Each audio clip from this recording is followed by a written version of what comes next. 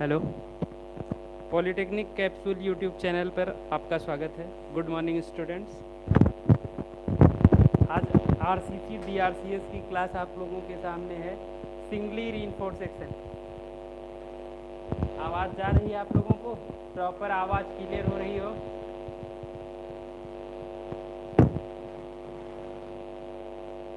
अगर आवाज़ जा रही हो तो थम्स अप करें।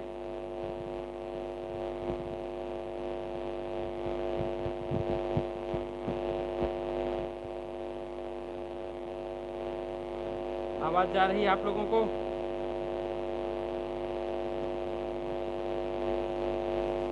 थम्स अप करें अगर आवाज़ आप लोगों को पहुंच रही हो तो।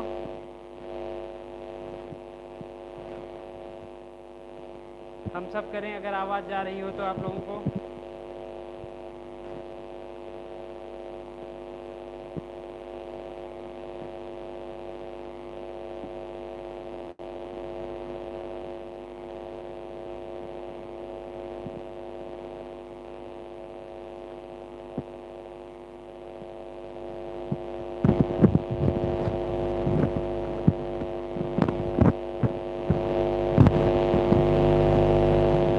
ठीक है, बोल रही है।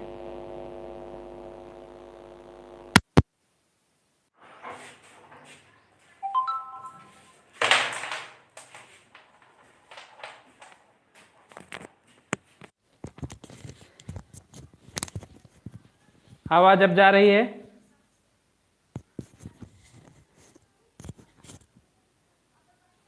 ठीक है, आवाज़ अब आप लोगों को पहुंच रही है?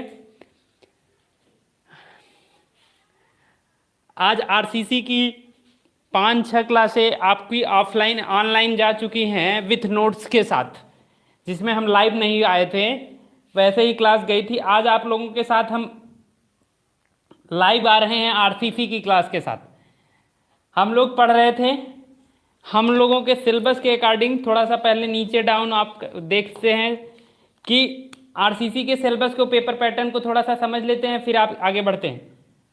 आरसीसी का जो पेपर पैटर्न सेट किया गया है इस बार, आरसीसी के पेपर पैटर्न को जो सेट किया गया है, क्या किया गया है? 3 टॉपिक डिस्कस करने हैं हमको। एक वर्किंग स्ट्रेस मेथड, ठीक है, वर्किंग स्ट्रेस मेथड जिसे हिंदी में आप लोग क्या बोलते हैं? कार्यकारी प्रतिबल विधि। कार्यकारी प्रतिबल विधि, ठीक है। आप अपना सिलेबस देखिएगा, ठीक है, वहां पे आपको पता चलेगा। कार्यकारी प्रतिबल विधि। दूसरा टॉपिक है लिमिट स्टेट मेथड, सीमा अवस्था विधि। सीमा अवस्था विधि। और एक टॉपिक आप लोगों का लास्ट में है पूर्व प्रबलन। पूर्व प्रबलन। ये 3 टॉपिक हैं। ये 3 टॉपिक आप लोगों को पढ़ने हैं। ये 3 टॉपिक। राहुल जी, बार बेंडिंग का अगर क्वेश्चन नहीं समझ में आएगा तो आपको शाम को एक लाइव क्लास और जाएगी बार बेंडिंग शेड्यूल की। अभी आप जो आरसीसी पढ़ाया जा रहा है, आरसीसी पे फोकस करें। जो चीजें आप लोगों को जा रही हैं एकदम सॉर्टेड जा रही हैं एग्जाम के पॉइंट ऑफ व्यू से। जितना ज्यादा मैक्सिमम एग्जाम के पहले आपको कवर करा दिया जाए, उतना आपको दिया जाने की कोशिश की जा रही, ठीक है। अपने दोस्तों को शेयर कर दीजिए, शेयर कर दीजिए, ठीक है। चलिए आते हैं आरसीसी पे। पहला टॉपिक क्या है? वर्किंग स्ट्रेस मेथड, कार्यकारी प्रतिबल विधि। दूसरा है लिमिट स्टेट मेथड, सीमावस्था विधि। और तीसरा टॉपिक है पूर्व प्रबलन। जहां से आपके वर्किंग स्ट्रेस से मेथड से 10 नंबर का क्वेश्चन, सिलेबस कह रहा है कि यहां से 10 नंबर आएगा। सिलेबस कह रहा है कि वर्किंग स्ट्रेस मेथड से 10 नंबर आएगा। यहां पे आपको क्या पढ़ना है? सिंगली बीम पढ़ना है। सिंगली बीम पढ़ना है। दिख नहीं रहा हो तो बड़े बड़े वर्डों में लिख दे रहे हैं। क्या पढ़ना है?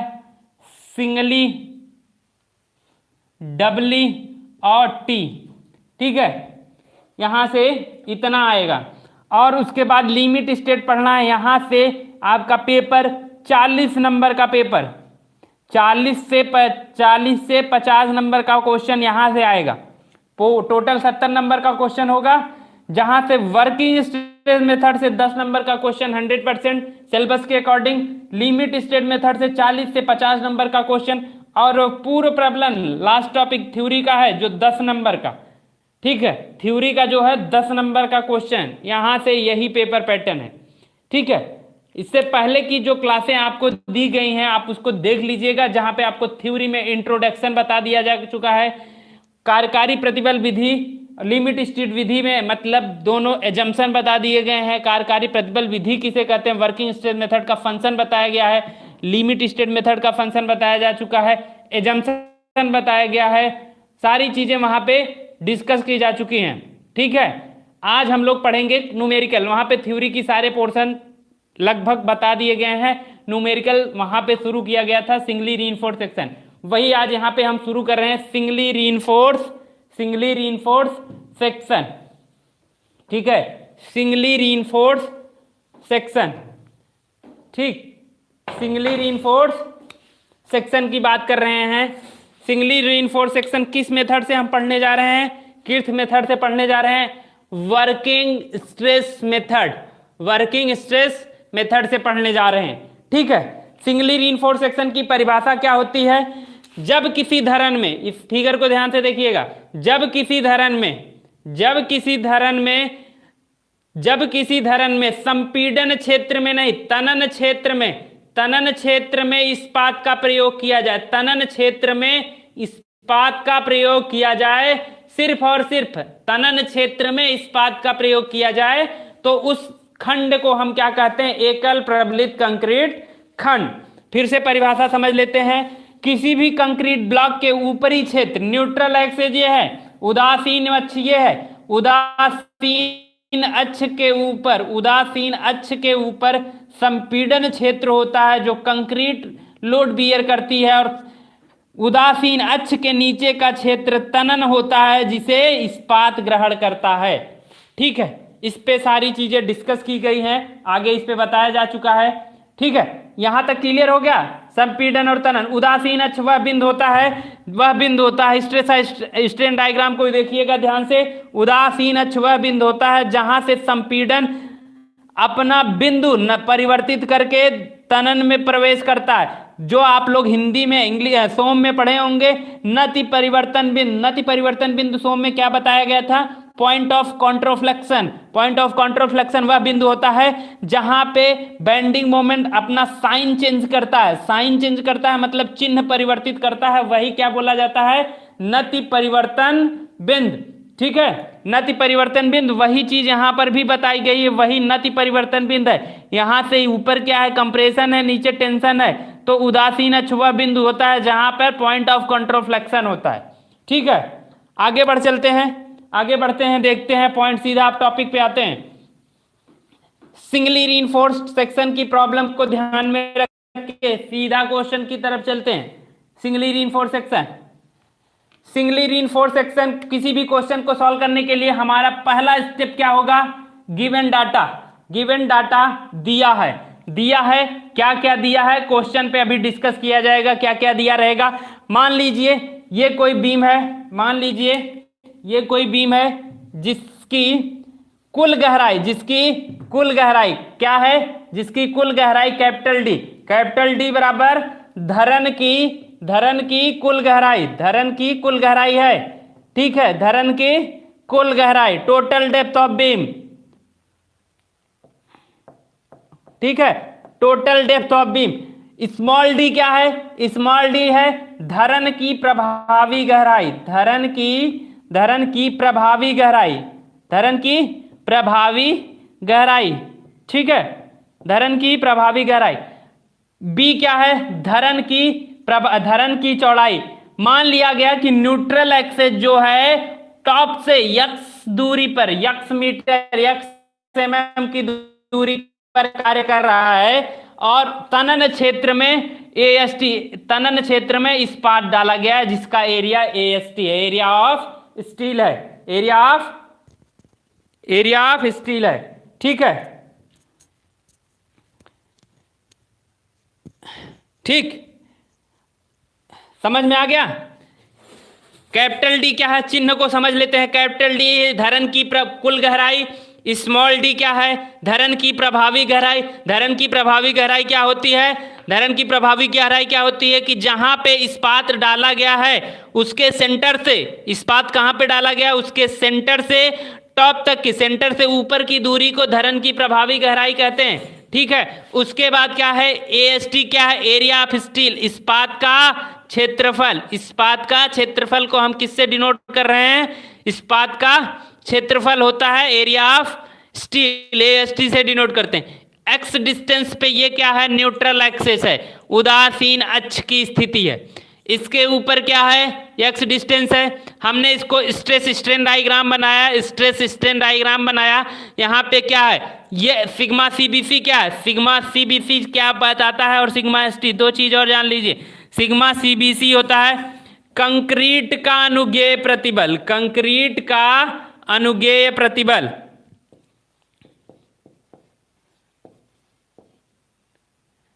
अनुगेय प्रतिबल। ठीक है, और सिग्मा एसटी क्या होता है, इस्पात। सिग्मा एसटी क्या होता है, सिग्मा एसटी क्या होता है, इस्पात का अनुगेय। सिग्मा एसटी क्या होता है, ठीक है, सिग्मा एसटी क्या होता है, इस्पात का अनुगेय प्रतिबल। ठीक है, सिंबल सब चीजें क्लियर हो गई हो तो आगे से देखते हैं। ठीक है, पहला स्टेप क्या होगा, गिवन डाटा। गिवन डाटा में क्वेश्चन में जो भी दिया रहेगा उसको हम नोट डाउन कर लेंगे। गिवन डाटा में जो भी क्वेश्चन में दिया रहेगा हम उसे नोट डाउन कर लेंगे। ठीक है, उसके बाद दूसरा स्टेप होगा to find CNA, critical neutral axis. हमने न्यूट्रल एक्सेस की बात की है, हमारी आप जो क्लास गई है, नोट्स वाली क्लास गई है न्यूट्रल एक्सेस, उसमें बताया गया होता है कि न्यूट्रल एक्सेस कितने प्रकार के होते हैं। दो तरीके के न्यूट्रल एक्सेस हैं। क्या, एक एएनए है, एक एएनए है, दूसरा है actual neutral axis, critical neutral access. Hindi में जो बोलते हैं वास्तविक उदासीन अक्ष, वास्तविक उदासीन अक्ष, वास्तविक उदासीन अक्ष। दूसरा होता है क्रांतिक उदासीन अक्ष। क्या, क्रांतिक उदासीन अक्ष, क्रांतिक उदासीन अक्ष। ठीक है, क्रांतिक उदासीन अक्ष और वास्तविक उदासीन अक्ष हो गया। ठीक है, तो हम न्यूट्रल किसी भी बीम, चाहे सिंगली हो, चाहे डबली हो, चाहे टी बीम हो, तीनों की प्रॉब्लम करने के लिए हम स्टेप मार्किंग इसलिए कर रहे हैं क्वेश्चन को, क्योंकि जिस हिसाब से हम सिंगली पढ़ेंगे उसी से कोरिलेट करके हम डबली को भी पढ़ाएंगे और उसी के कोरिलेट करके टी बीम को भी पढ़ाया जाएगा। ठीक है, सिंगली पहला स्टेप गिवन डाटा हो गया। दूसरा स्टेप क्या, टू फाइंड सीएनए। सीएनए निकालने के लिए फार्मूला क्या होता है, कैसे निकाला जाता है, एक छोटा सा फिगर बना रहे हैं, उस चीज को देख लीजिए, अभी वहां से आपको समझ में आ जाएगा कैसे फाइंड आउट कर रहे हैं सिंगली सीएनए निकालने का फार्मूला। स्ट्रेस स्ट्रेन डायग्राम क्या है, कुछ इस तरीके से है, यही तो था स्ट्रेस स्ट्रेन डायग्राम। ठीक, ऊपर क्या है, सिग्मा सीबीसी, ऊपर क्या था, कंक्रीट था, तो कंक्रीट का अनुगेय प्रतिबल सिग्मा सीबीसी। नीचे क्या है, sigma S T by M, sigma S T by M, sigma S T by M इसलिए कर रहे हैं एम से माप, sigma S T by M, M से मापांक अनुपात है। यम क्या है, मापांक अनुपात। इसको मल्टीप्लाई क्यों किया जाता है, इसको मल्टीप्लाई इसलिए किया जाता है कि आप ये बताइए, कोई हमको ये बताएगा कमेंट करके कि कंक्रीट जो होती है, आरसीसी सेक्शन जो होती है, होमोजीनियस होती है या हेट्रोजीनियस, होमोजीनियस होती है या हेट्रोजीनियस, कमेंट करके बताएं। क्या आरसीसी स्ट्रक्चर होमोजीनियस होता है या हेट्रोजीनियस? समांग खंड कहते हैं या विषमांग खंड? कंक्रीट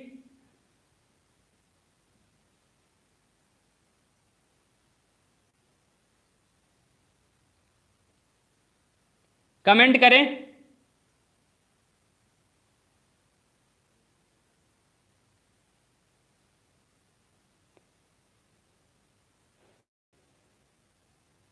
ठीक है, कंक्रीट खंड जो होता है, कंक्रीट खंड होमोजीनियस नहीं होता है। जो आप लोग होमोजीनियस कमेंट कर रहे हैं, होमोजीनियस और हेट्रोजीनियस में अंतर होता है।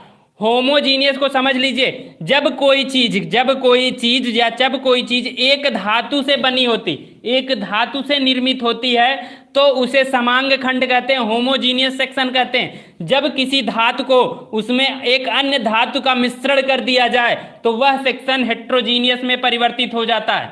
ठीक है, वो किस में परिवर्तित हो जाता है?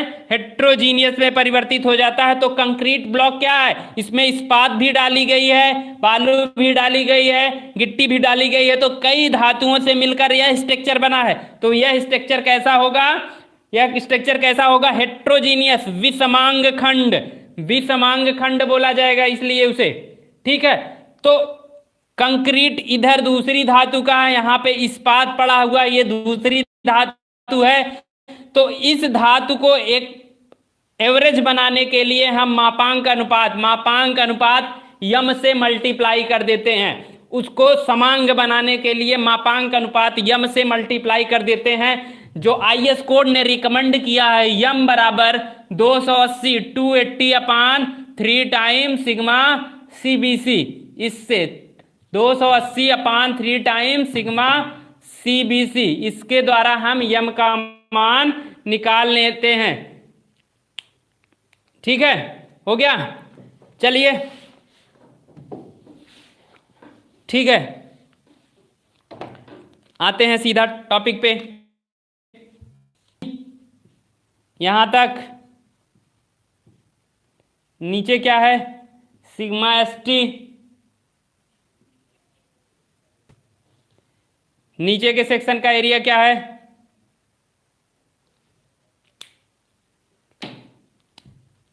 Sigma S T, sigma S T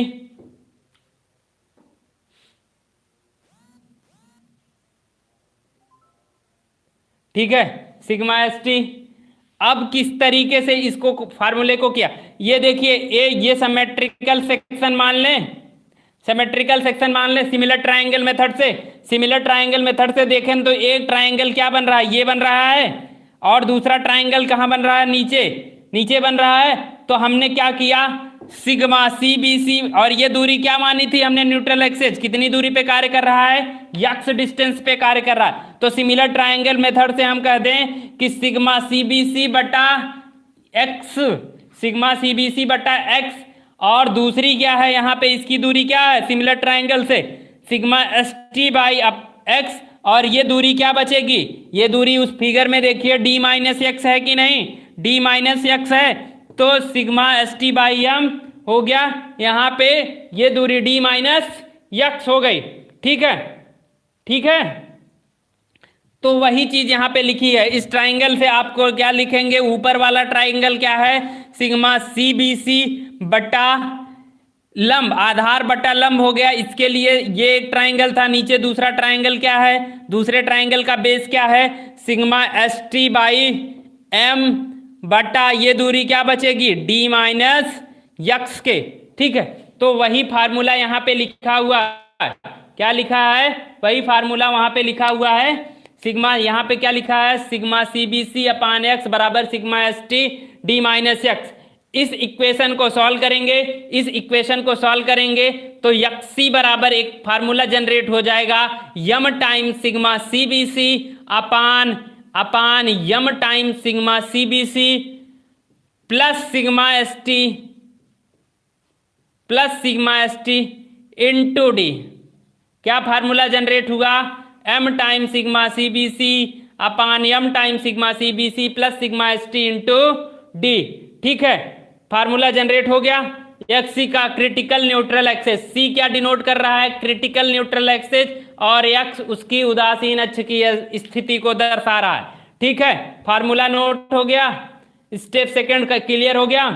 अगर क्लियर हो गया तो स्क्रीनशॉट लेके इसको आगे बढ़ाया जाए। स्क्रीनशॉट लीजिए, स्क्रीनशॉट लीजिए। ठीक है, स्क्रीनशॉट लीजिए। अगर स्क्रीनशॉट हो गया तो थम्स अप करें।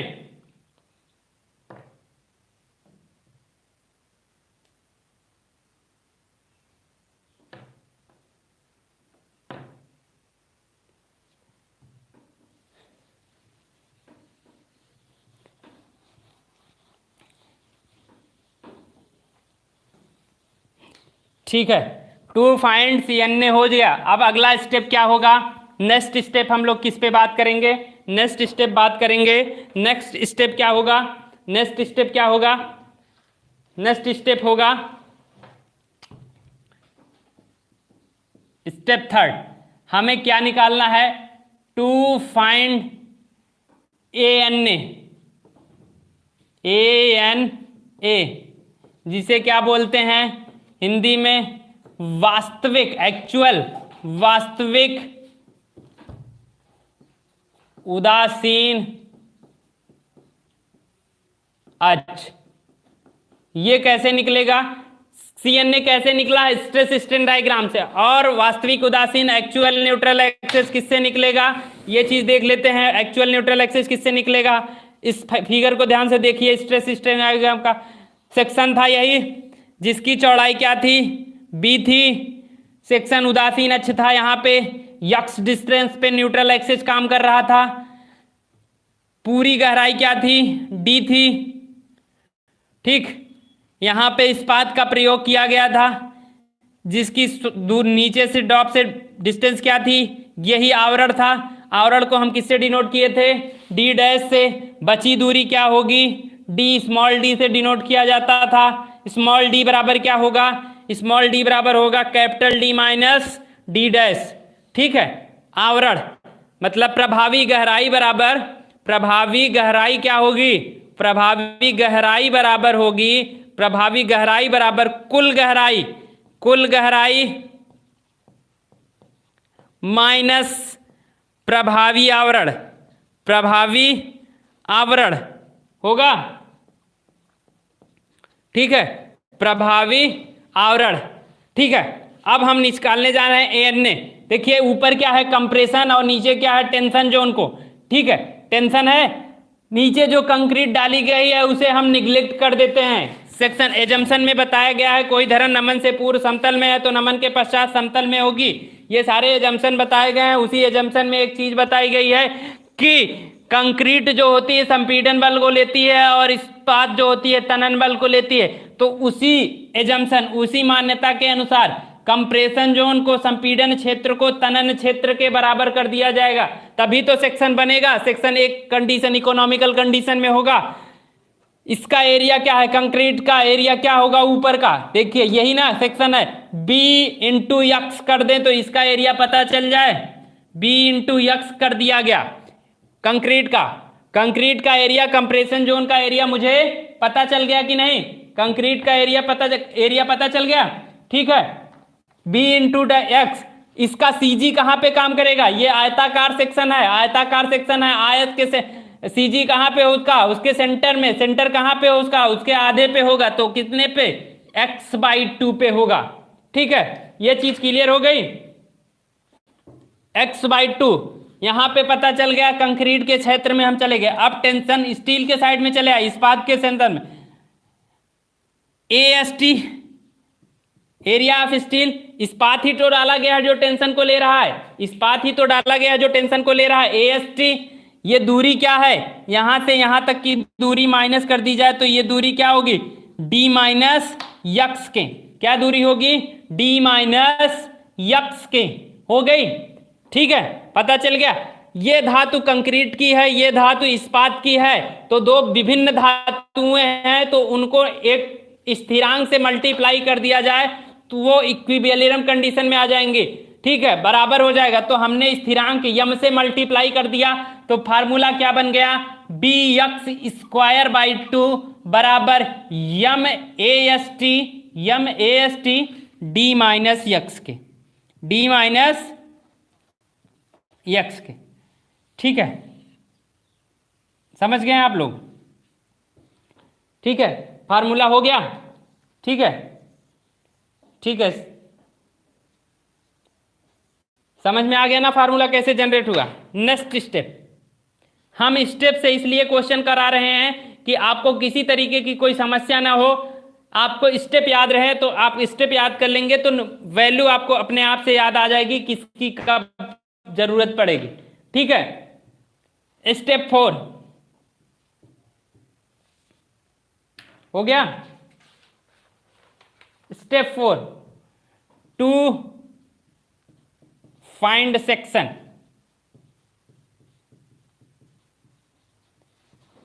खंड का प्रकार, थ्योरी की क्लास देखे होंगे तो वहां पे आपको बताया गया है कि कैसे कितने तरीके के खंड होते हैं। खंड का प्रकार, खंड कितने तरीके के होते हैं उसके हिसाब से अभी आपने दो वैल्यू यक्स की निकाली। कौन कौन सी निकाली?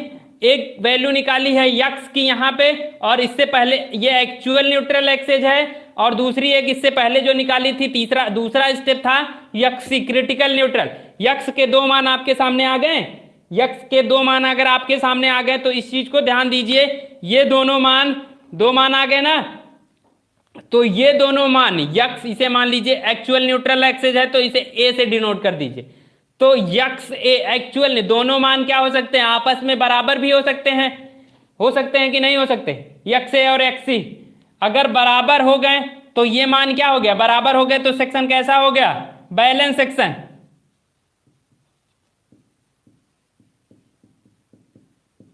बैलेंस सेक्शन हो सकता है x a is a greater than x c हो सकता है, तो क्या सेक्शन होगा इस कंडीशन में? इस कंडीशन में ए जब बड़ा हो गया तो सेक्शन कैसा होगा? Over reinforce section. इन चीजों के बारे में आपको बताया जा चुका है, जो क्लास हमारी पीछे आरसीसी की गई है इन चीजों के बारे में डिस्कस किया जा चुका है। कब रीइंफोर्स ये बनता है, कब वो। अगर आपको दिक्कत होगी तो एक दिन बता दिया जाएगा, अभी क्लास में इस चीज को डिस्कस करते हुए आगे बढ़। हो सकता है कंडीशन यह बन सकती है x a is less than x c भी हो सकता है, क्योंकि यही तीनों कंडीशन बन सकती है ना, या तो बराबर हो सकता है, या तो एक बड़ा हो सकता है, या तो एक छोटा हो सकता है। तो अगर बड़ा x a is less than x c हो गया तो क्या सेक्शन हो जाएगा? Under reinforce section.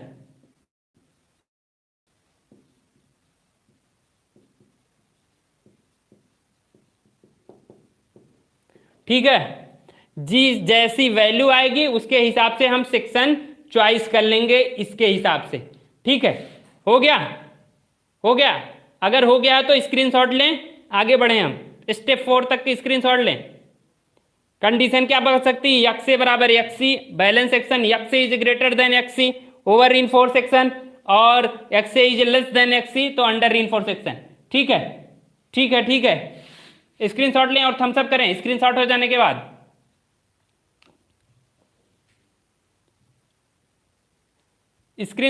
के बाद थम्स अप करें।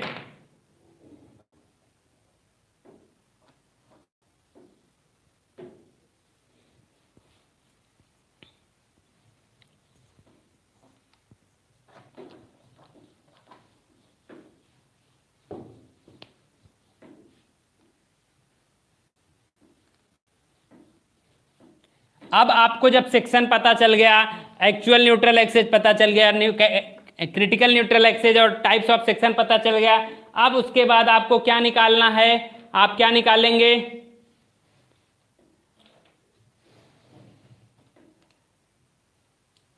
अब उसके बाद क्या निकालेंगे? नेक्स्ट स्टेप कौन सा है? Next step to find bending moment. क्या? प्रतिरोधाघूर्ण।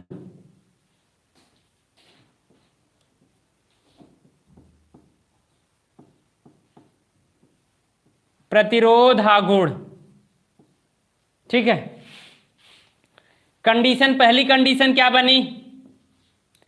X A equal to x सी।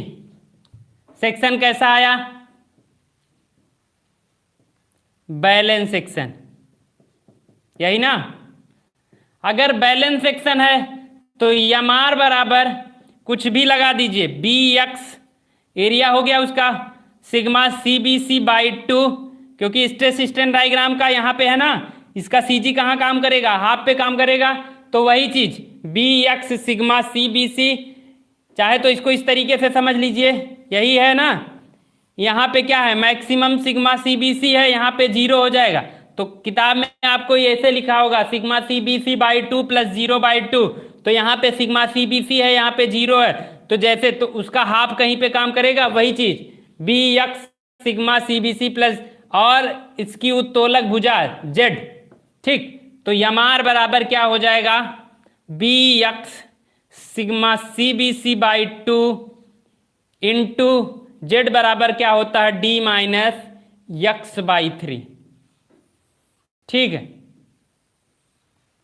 या यमार का दूसरा एक फार्मूला है, कौन सा, A S T sigma S T D minus x by 3, ठीक है।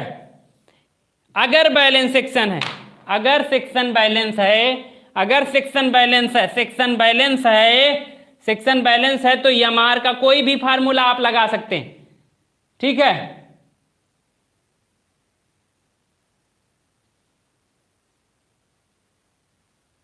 राहुल जी अभी वर्किंग स्ट्रेस बताया जा रहा है, वर्किंग स्ट्रेस में भी ये चीजें हैं, ठीक है।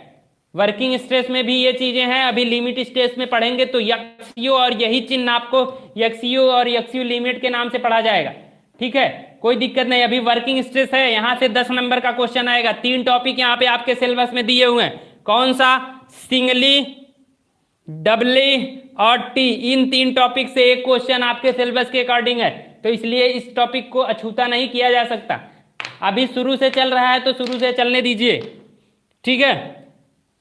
सेक्शन हो गया, बैलेंस सेक्शन के लिए ये कंडीशन हो गई, किसी फार्मूले का यूज करके हम निकाल सकते हैं। दूसरा फार्मूला क्या होगा, दूसरी कंडीशन क्या बन सकती है, दूसरी कंडीशन क्या बन सकती है उसको देख लेते हैं। दूसरी कंडीशन क्या बन सकती है इसको देख लेते हैं। X a is greater than x c हो सकता है, तो इसको क्या बोलते हैं, over reinforce, over reinforce, over reinforce section, over reinforce section बोलते हैं। तो उसके लिए यमार बराबर होगा, यमार बराबर क्या फार्मूला होगा, बी यक्स, ऊपर वाला वही B x sigma C B C by 2 D minus x by 3, ठीक है, नोट कर लीजिए, ठीक है, B x sigma C B C by 2 D minus X by 3, ठीक है, हो गया। अगर हो गया तो स्क्रीनशॉट लें और आगे बढ़ें और थम्स अप करें, स्क्रीनशॉट लें और थम्स अप करें।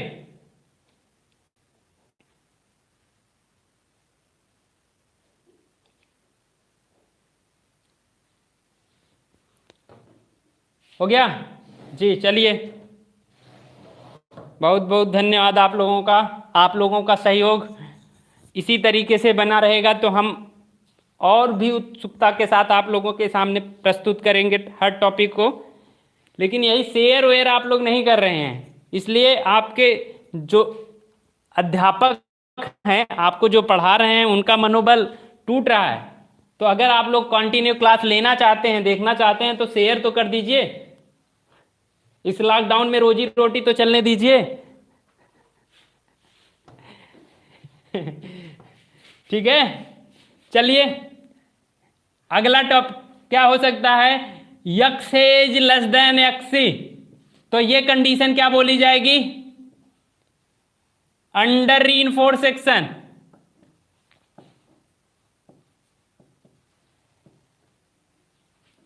Under reinforce section.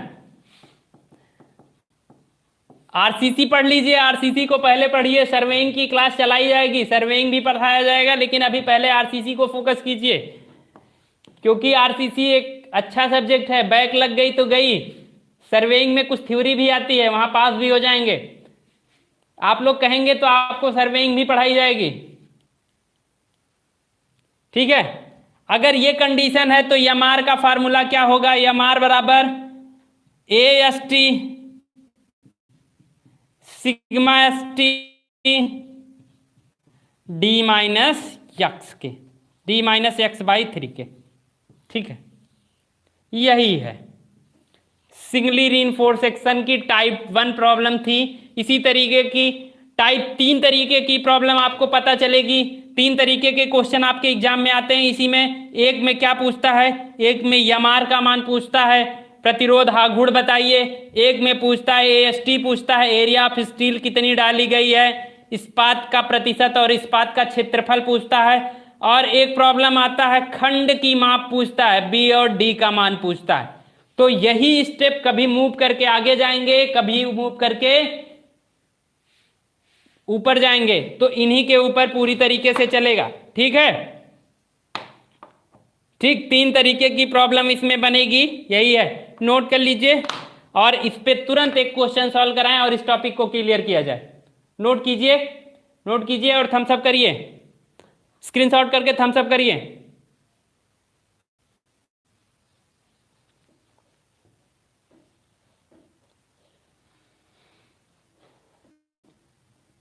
क्वेश्चन बोलें कि आप लोग नोट करेंगे, क्वेश्चन बोलें कि आप लोग नोट करेंगे।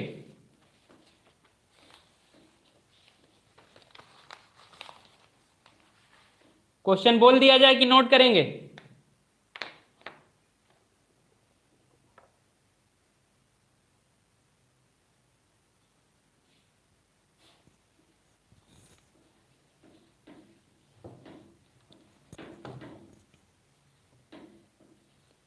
ठीक है, ठीक है, क्वेश्चन नोट करिए, क्वेश्चन नोट करिए, बोल रहे हैं, शांति से नोट करिए, थोड़ा सा इंपॉर्टेंट क्वेश्चन है, क्वेश्चन नोट करिए। बोल रहे हैं एक प्रबलित सीमेंट कंक्रीट धरन खंड की माप, क्वेश्चन दिया है एक प्रबलित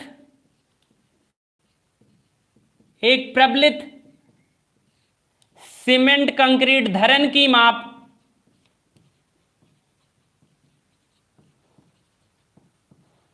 धरन की माप हो गया, धरन की माप 150 गुणे 250 mm है, 150 गुणे 250 mm है। ठीक है, 150, इसमें 12 mm व्यास की 4 छड़ों का प्रबलन दिया गया है। क्वेश्चन कह रहा है इसमें 12 mm व्यास की 4 छड़ों का प्रबलन दिया गया है। ठीक है, दिया गया है और छड़ों के केंद्र से धरन की तली, आगे क्वेश्चन में कह रहा है छड़ों के केंद्र से, कह रहा है कि छड़ों के केंद्र से धरन की तली तक की दूरी, छड़ों के केंद्र से धरन तक के तली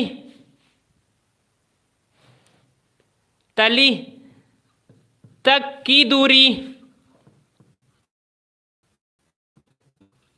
30 mm है। ठीक है, 30 mm है, 30 mm है। धरन का प्रतिरोध आघूर्ण ज्ञात करें, MR प्रतिरोध आघूर्ण ज्ञात करें। दिया है सिग्मा CBC बराबर 5 न्यूटन पर mm², सिग्मा ST बराबर 140 न्यूटन पर mm² और m बराबर 18। ठीक है, इतना क्वेश्चन में दिया हुआ है। ठीक है, हो गया। अगर जो लोग नहीं किए हैं नोट स्क्रीनशॉट लें और उसके बाद मैं मिटाऊंगा तुरंत, स्क्रीनशॉट लें और मिटा के हम आगे बढ़ें।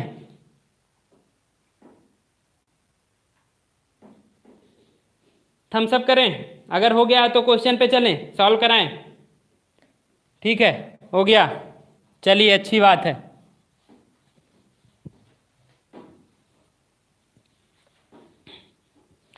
हमने अभी जो स्टेप कराया है, पहला स्टेप क्या होगा कमेंट करके बोलें, पहला स्टेप क्या होगा? किसी क्वेश्चन को करने से पहले आपका पहला स्टेप क्या होगा?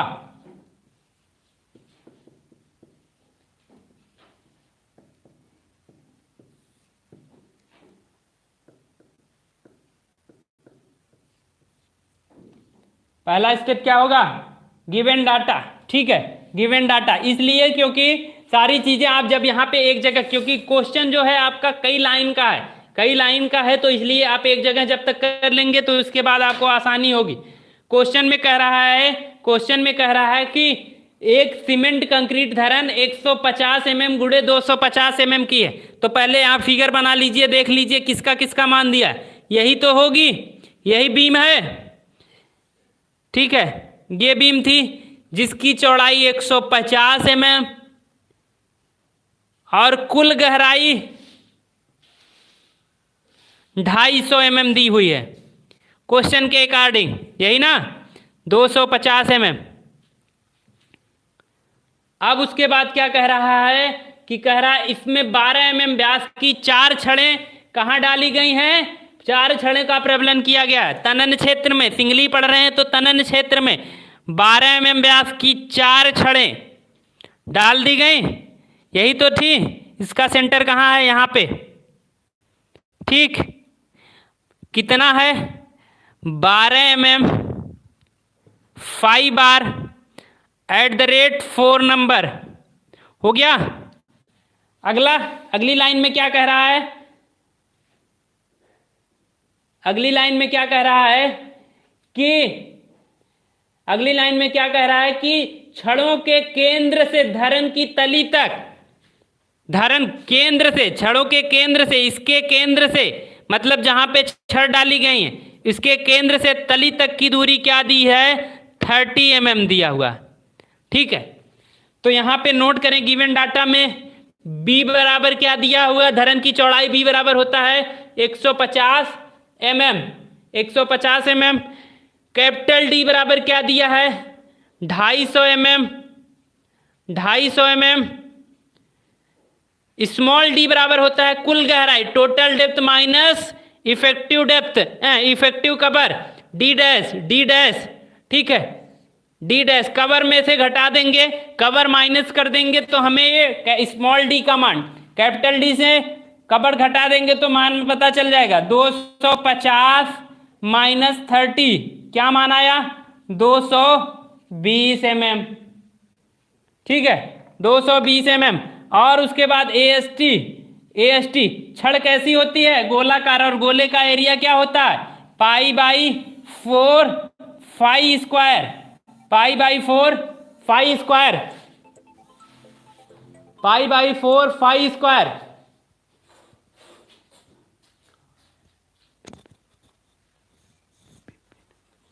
π/4 फाई स्क्वायर होता है, ठीक है, π/4 फाई स्क्वायर। एक छड़ का है और नंबर ऑफ बार, कितनी छड़ डली है, नंबर ऑफ बार से मल्टीप्लाई कर दिया जाएगा, नंबर ऑफ बार से मल्टीप्लाई करेंगे तो AST का मान क्या आ जाएगा, AST बराबर π/4 इंटू 5 का मान क्या है, 12 का स्क्वायर इंटू नंबर ऑफ बार 4 है, 4 छड़ों का प्रबलन किया गया, 4 से कैंसिल आउट हो गया तो क्या मान आएगा, इसको सॉल्व करेंगे तो मान क्या आएगा, AST का मान क्या आएगा, AST का मान आएगा, कैलकुलेट करके बताइए, 452 दशमलव समथिंग आएगा, 452.38। इसे हम क्या मान लेंगे, इसे हम राउंड फिगर में कर लेंगे, कितना, कम नहीं कर सकते, बढ़ा सकते हैं, इसलिए इसे 453 mm स्क्वायर AST हो गया, ठीक है। सिग्मा CBC क्वेश्चन में दिया है, क्या दिया हुआ है, 5 न्यूटन सिग्मा CBC, और उसका मान क्या दिया है, 5 न्यूटन पर mm स्क्वायर, और सिग्मा ST का मान दिया हुआ है 140 न्यूटन पर mm स्क्वायर, यम बराबर 18। अगर यम का मान नहीं दिया होता तो यम का फार्मूला होता है 280/3 टाइम सिग्मा CBC। अगर नोट हो गया होगा गिवन डाटा तो स्क्रीनशॉट लीजिए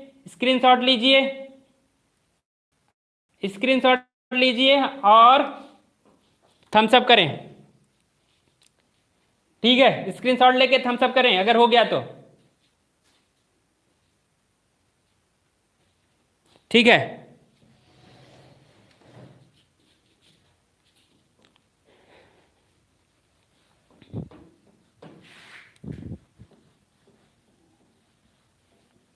नेक्स्ट स्टेप क्या है, नेक्स्ट स्टेप बताइए आप लोग, नेक्स्ट स्टेप क्या बताया गया है अभी आपको,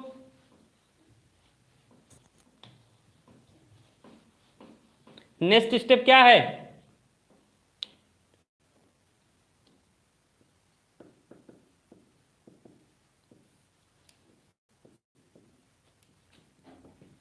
टू फाइंड CNA,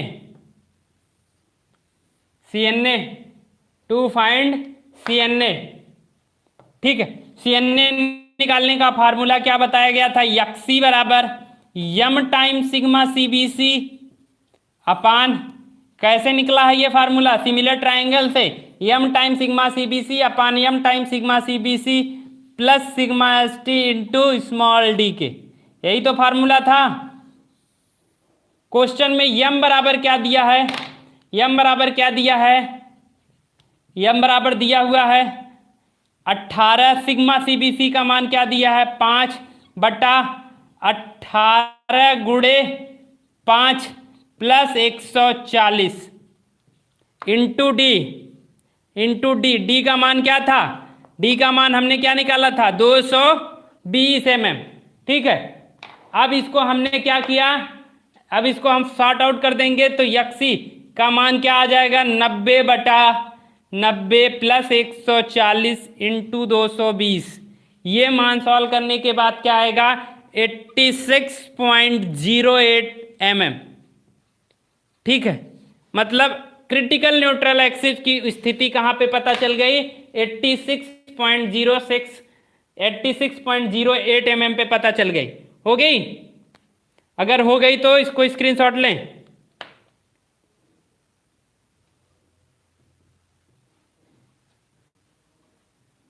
हो गया तो स्क्रीनशॉट लें, तो ANA निकालें दूसरे पेज पे। ठीक है,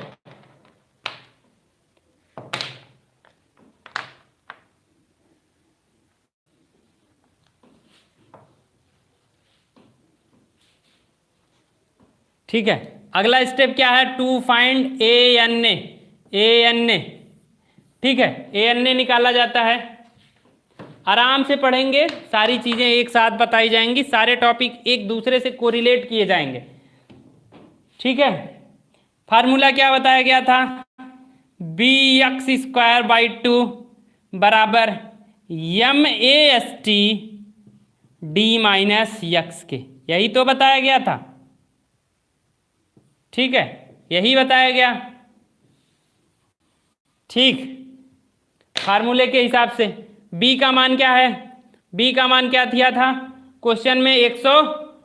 150 इंटू यक्स का मान पता करना है बटे 2 बराबर यम का मान 18 गुणे ST का मान क्या दिया था? निकाले हैं हमने, हम क्या निकाले हैं? ST का मान 452 था, तो उसे हमने कर दिया 453। ठीक है, 453। डी का मान 220/x के, कट गया 75x² बराबर, सॉल्व कर दीजिए, इसको सॉल्व कर दीजिए, सॉल्व कीजिए, क्या मान आएगा?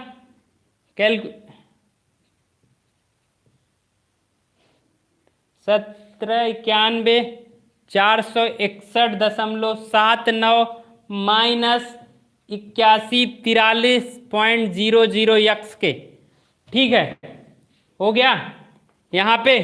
अब इसको एक तरफ पक्षांतर कर दीजिए, या तो सबको यहाँ पे 75 है, इसको इस इक्वेशन को आसान बनाने के लिए हमने क्या किया? पूरे इक्वेशन को 75 से डिवाइड कर दिया, पूरे इक्वेशन को 75 से डिवाइड कर दिया, तो क्या बना?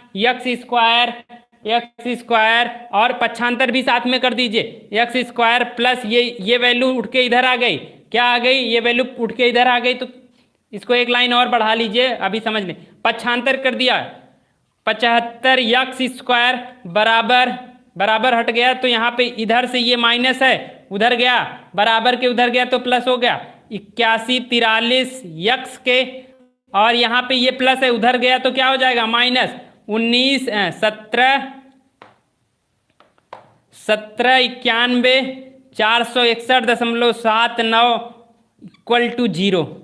क्वेश्चन बन गए। इस सवाल को सॉल्व करने के लिए, इसे और आसान बनाने के लिए क्या कीजिए? कर दीजिए 75 से भाग x² plus 108x minus 2388.615 equal to 0। ठीक है, आपको कैलकुलेटर लेके साथ में बैठना है, आपको ही सॉल्व करना है इक्वेशन। ठीक है, अब यहाँ पे द्विघात समीकरण लगा दीजिए। कौन सा द्विघात समीकरण क्या होता है? एक्स बराबर minus B plus minus B square minus 4ac upon upon 2a, यही ना, यही तो होता है। ठीक, यहां पे देखिए यही है। इसके हिसाब से अब यहाँ पे a बराबर क्या है, इधर देख लीजिए, यहाँ पे साइड में लिख रहे हैं, साइड में देख लीजिए a बराबर क्या है। a की जगह पे क्या है, यहाँ पे 1 है, b की जगह पे क्या है 108 दिया हुआ है, और c की जगह पे -2388 6.15 दिया हुआ। तो यही इक्वेशन में आप पुट कर दीजिए, यही इक्वेशन में पुट करिए। ऊपर के साइड हम यहाँ पे कर रहे हैं क्वेश्चन, यहाँ पे ध्यान से देख लीजिए, इसको इक्वेशन इसमें कर रहे हैं। यक्स बराबर माइनस बी की जगह पे -108 प्लस माइनस रूट में 108 का होल स्क्वायर -4 गुणे 1 का मान 1 इंटू सी का मान क्या है माइनस माइनस यहाँ पे है तो -2388.1 8 पॉइंट के बाद के अंक छोड़ दीजिए, ये माइनस इसको क्या कर देगा, इसको प्लस में परिवर्तित कर देगा और ये सिंबल खत्म हो जाएगा अपान 2a इंटू ए। इस इक्वेशन को सॉल्व करेंगे तो यक्स ए का मान प्राप्त हो जाएगा। इस इक्वेशन को सॉल्व करेंगे तो ए का मान प्राप्त हो जाएगा। क्या प्राप्त होगा, इस इक्वेशन को सॉल्व करेंगे तो इक्वेशन के हिसाब से इसका मान प्राप्त हो जाएगा क्या 109 दशमलव समथिंग लगभग आएगा 109.71। तो ये 71 है, तो इसलिए इसे क्या कर देंगे राउंड फिगर में 110 mm मान लेंगे। क्या मान लेंगे 110 mm मान लेंगे। ठीक है, इक्वेशन द्विघात समीकरण में आपको सॉल्व करना आना चाहिए। यहां पे बताने में दिक्कत होगी, इसलिए आपको द्विघात समीकरण सॉल्व करना आना चाहिए। ठीक है, समझ में आ गया? अगर समझ में आ गया हो तो इसको स्क्रीनशॉट लें और आगे बढ़ें और थम्स अप करें।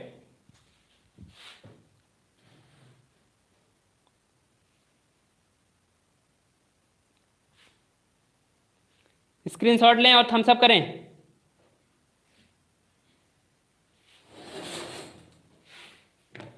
ठीक है, हो गया?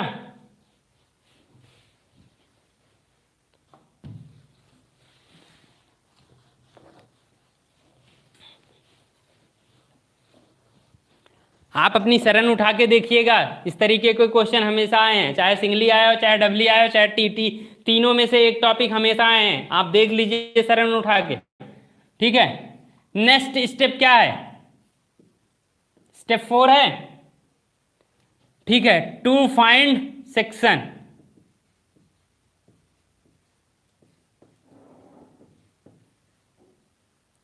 टू फाइंड सेक्शन, हमें दो वैल्यू प्राप्त हुई, एक यक्सी की वैल्यू प्राप्त हुई है, एक यक्सी की वैल्यू प्राप्त हुई है। क्या प्राप्त हुई है 86.08 mm,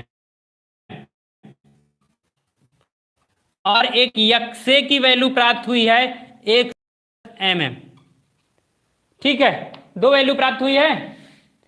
अगर दो वैल्यू प्राप्त हो गई है तो कंडीशन क्या बन रही है, यक्से इज ग्रेटर देन यक्सी। अगर यक्सी ग्रेटर देन हो रही है तो कंडीशन के हिसाब से आपको अभी क्या बताया गया, तो यह सेक्शन कैसा हो गया, ओवर रीइंफोर्स।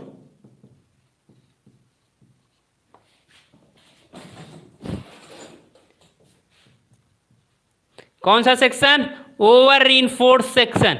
किसी को हिंदी समझने, इंग्लिश समझ में नहीं आ रही हो तो ये होते हैं अति प्रबलित खंड बन गया, अति प्रबलित खंड हो गया। ठीक है, हो गया अति प्रबलित खंड, तो टाइप्स ऑफ सेक्शन पता चल गया कौन सा है, ओवर रीइंफोर्स सेक्शन। तो इसके हिसाब से हम अब किसका मान निकाल लेंगे, टू फाइंड एमआर का मान। किसका मान, एमआर का मान। एमआर का फार्मूला क्या बताया गया है, ओवर रीइंफोर्स के लिए जब कंडीशन कौन सी हो, x e is greater than x C हो, तो एमआर बराबर क्या होगा, B x sigma C B C by two B और डी माइनस यक्स बाई 3 के, यही ना।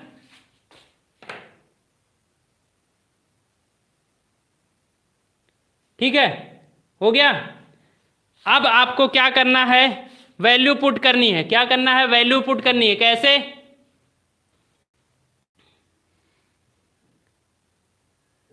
बी का मान क्या दिया था 150।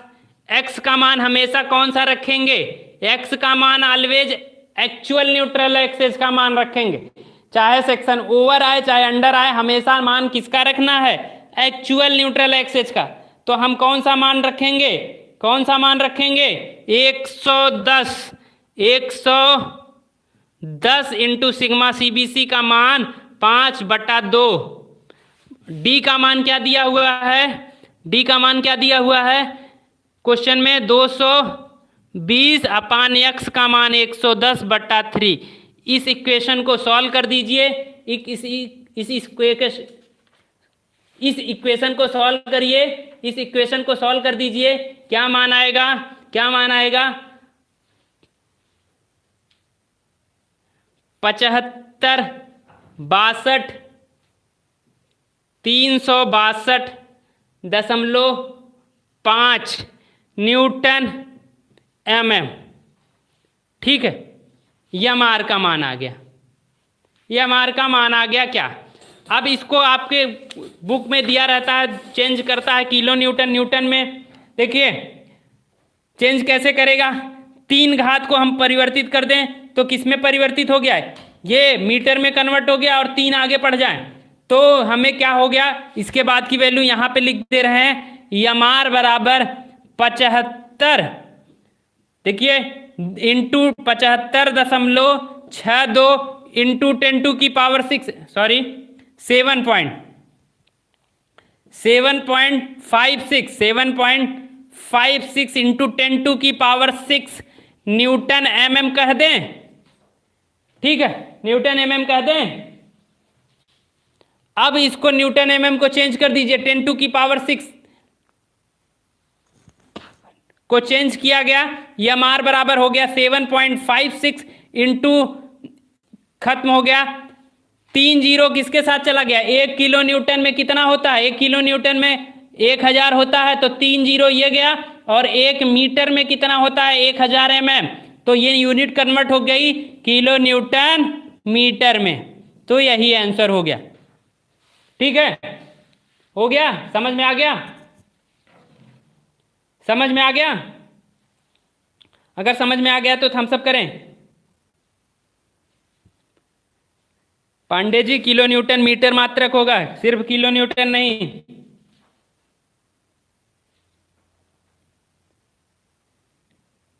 ठीक है, हो गया, टॉपिक क्लियर हो गया कि नहीं।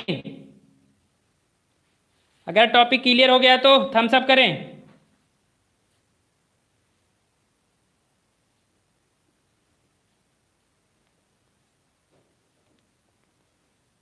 ठीक है, कल हम लोग क्या पढ़ेंगे, कल अगर आपको किसी तरीके की कोई प्रॉब्लम होगी तो बताइएगा। कल हम लोग पढ़ेंगे डबली रीइंफोर्स सेक्शन। कल हम लोगों की क्लास जो होगी डबली रीइंफोर्स सेक्शन की होगी। ठीक है,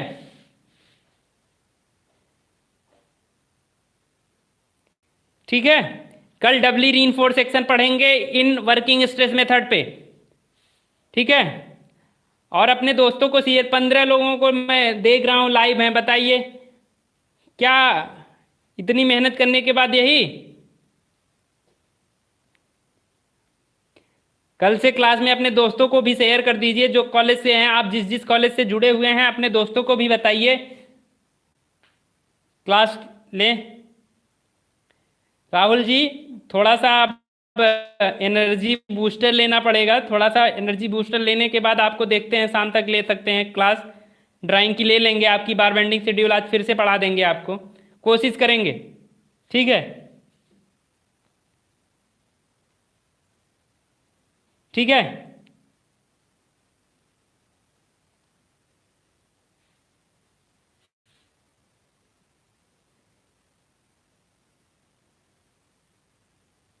ठीक है, ठीक है।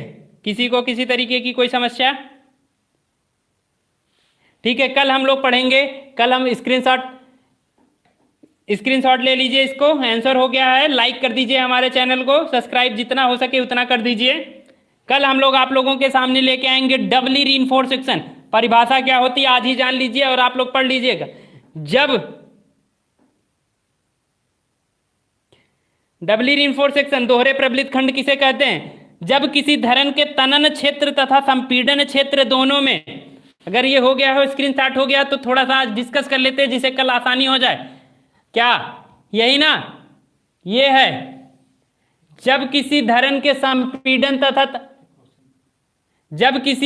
संपीड़न तथा तनन क्षेत्र दोनों में इस्पात का प्रयोग किया जाए तो उसे दोहरे प्रबलित कंक्रीट खंड कहते हैं। दोहरे प्रबलित कंक्रीट खंड का प्रयोग कहां पे किया जाता है, कहां पे बनाया जाता है दोहरे प्रबलित कंक्रीट खंड? जब खंड की माप निश्चित कर दी जाए, जब खंड की माप निश्चित कर दिया जाए तो उसे दोहरे प्रबलित वहां पे बनाया जाए। जीने के नीचे, स्टेयर के नीचे आप हमेशा देखेंगे, क्योंकि रूम हेड प्राप्त करने के लिए हमें वहां पे दोहरे प्रबलित कंक्रीट खंड बनाना पड़ता है। तो परिभाषा क्या होती है? जब कंक्रीट खंड में इस्पात, तनन तथा संपीड़न क्षेत्र दोनों में बनाना पड़े, क्या डालना पड़े? इस्पात का प्रयोग किया जाए तो उसे दोहरे प्रबलित कंक्रीट खंड कहते हैं।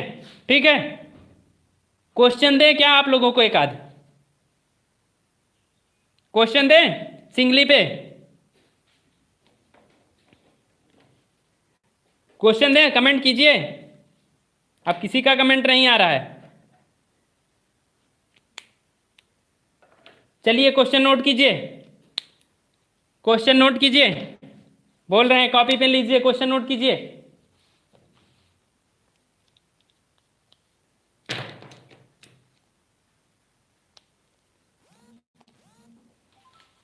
क्वेश्चन नोट कीजिए। एकल प्रबलित सीमेंट कंक्रीट धरन की चौड़ाई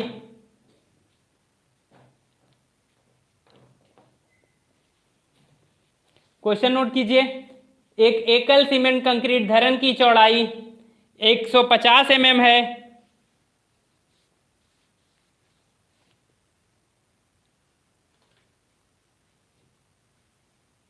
एकल सीमेंट कंक्रीट चौड़ाई 150 mm है और तनन इस्पात के केंद्र तक की गहराई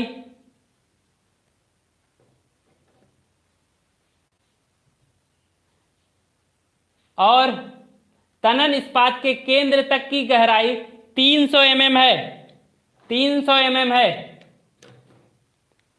यदि धरन के लिए अनुमन प्रतिबल सिग्मा सीबीसी बराबर 5 न्यूटन पर mm स्क्वायर,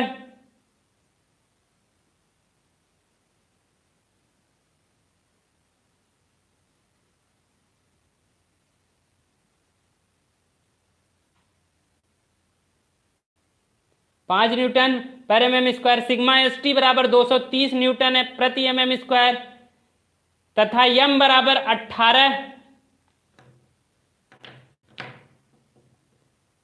18 इसके तनन क्षेत्र में 20 mm व्यास की 3 छड़ों का प्रबलन किया गया हो। इसके तनन क्षेत्र में 20 mm व्यास की 3 छड़ों का प्रबलन किया गया हो तो धरन का प्रतिरोध आघूर्ण तथा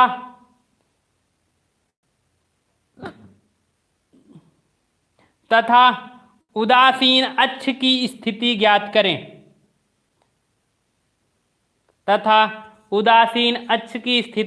करें। एक छोटी सी बारीकी है क्वेश्चन में, अगर ध्यान से पढ़ेंगे तो आ जाएगा, नहीं तो बच जाएगा क्वेश्चन। एक डाटा ऐसा दिया हुआ है जो आपको ध्यान करने पे मजबूर करेगा।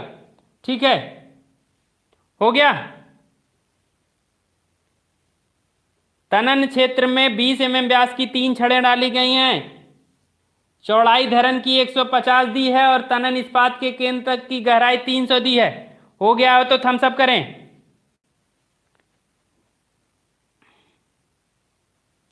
सिग्मा सीबीसी बराबर 5 न्यूटन पर mm स्क्वायर और सिग्मा एसटी बराबर 230 न्यूटन पर mm स्क्वायर।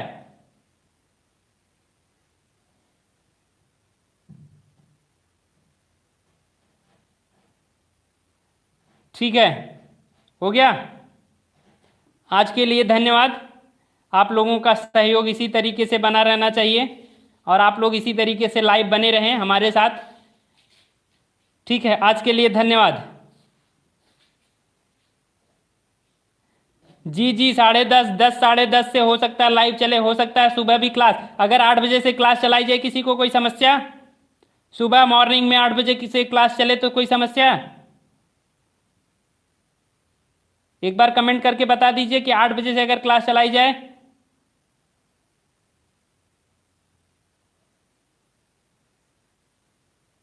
चलिए ठीक है, कोशिश की जाएगी फिर आपकी एक क्लास 8 बजे से शुरू करने की, 8 या 9 बजे से चलाई जाए। ठीक है, हाँ भाई, आरसीसी की भी चल जाएगी, फिर आरसीसी ड्राइंग दोनों क्लास चल जाएगी एक दिन में। इस तरीके से एक क्लास लेने में एनर्जी खत्म हो जाती है। ठीक है, हो सकता है आरसीसी ड्राइंग दोनों चल जाए।